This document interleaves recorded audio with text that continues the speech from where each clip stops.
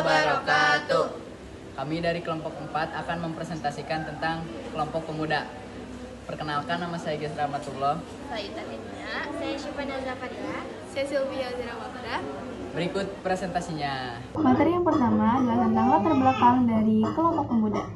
Yang pertama, pada masa pendudukan Jepang, Jepang menindas rakyat Indonesia dengan menggunakan sistem kerja tanpa paksa atau romusa, serta mencukupi atau membatasi aktivitas dari kelompok pemuda.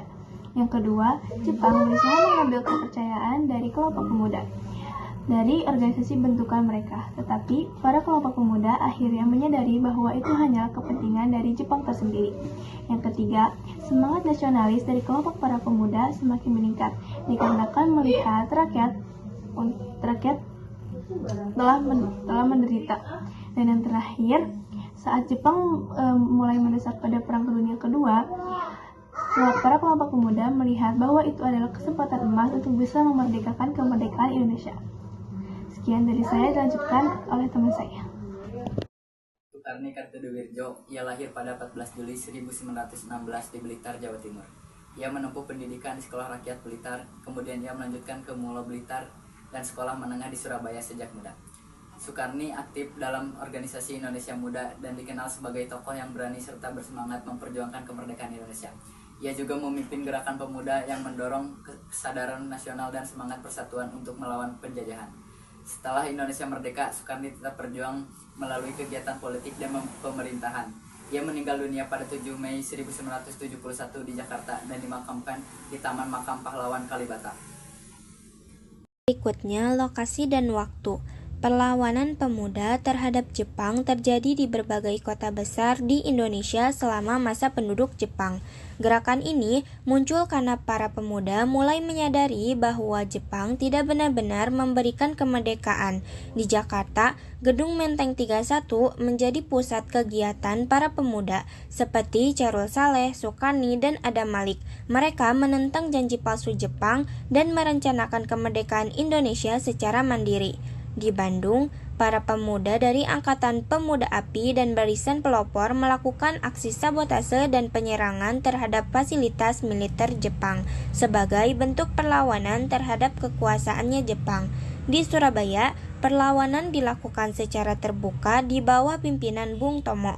Para pemuda menyebarkan semangat perjuangan melalui siaran radio dan seruan rakyat, sehingga membangkitkan semangat kemerdekaan di seluruh negeri. Sementara di Yogyakarta, para pemuda dan tokoh bergerak secara rahasia untuk menyusun strategi perjuangan melawan Jepang.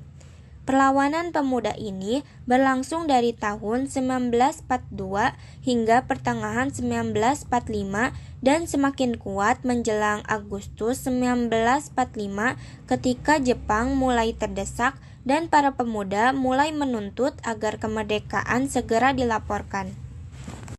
Saya Intan Henia. Di sini saya akan menjelaskan tentang kronologis perlawanan pemuda terhadap Jepang. Pada tahun 1942, awal pendudukan Jepang. Awalnya, rakyat dan pemuda menyambut Jepang dengan harapan kemerdekaan, namun berubah menjadi kekecewaan karena Jepang menindas rakyat dengan kerja paksa atau romusa, penyitaan hasil pertanian, dan pembatasan kebebasan. Hal ini menumbuhkan semangat perlawanan di kalangan pemuda. Pada tahun 1943 lahir gerakan bawah tanah. Karena pengawasan Jepang yang sangat ketat, perlawanan dilakukan secara rahasia melalui jaringan bawah tanah seperti Angkatan Baru Indonesia, Menteng 31, dan organisasi terpelajar. Mereka menyebarkan semangat nasionalisme, propaganda anti-Jepang, serta mengadakan pertemuan rahasia. Pada tahun 1944, pemuda menyusup ke organisasi Jepang. Saat Jepang mulai melemah di Perang Dunia Kedua, pengawasan longgar dimanfaatkan pemuda untuk menyusup ke organisasi Jepang seperti PETA, Keibidoan, dan Seidan untuk belajar strategi militer dan kepemimpinan dengan bekal perjuangan kemerdekaan. Pada awal 1945, semangat anti-Jepang mulai meningkat. Pemuda semakin berani menunjukkan sikap anti-Jepang, menolak kegiatan dan juga menyiapkan langkah-langkah politik serta aksi perlawanan seperti sabotase atau penyebaran berita ke kalangan pelajar. Pertengahan 1945, persiapan kemerdekaan. Saat kekuasaan Jepang mulai menyerah, pemuda memulihkan perjuangan dari fisik menjadi politik untuk memperkuat organisasi, menyadarkan masyarakat, dan juga mempersiapkan kemerdekaan Indonesia.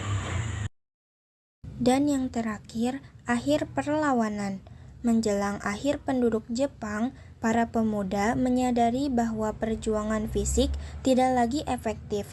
Mereka kemudian beralih ke perjuangan politik dengan membangun berbagai organisasi seperti Menteng 31 dan kelompok bawah tanah. Melalui kegiatan pendidikan dan penyadaran rakyat, para pemuda berusaha menumbuhkan semangat nasionalisme serta mempersiapkan bangsa Indonesia menuju kemerdekaan. Sekian presentasi dari kelompok kami. Wassalamualaikum warahmatullahi wabarakatuh.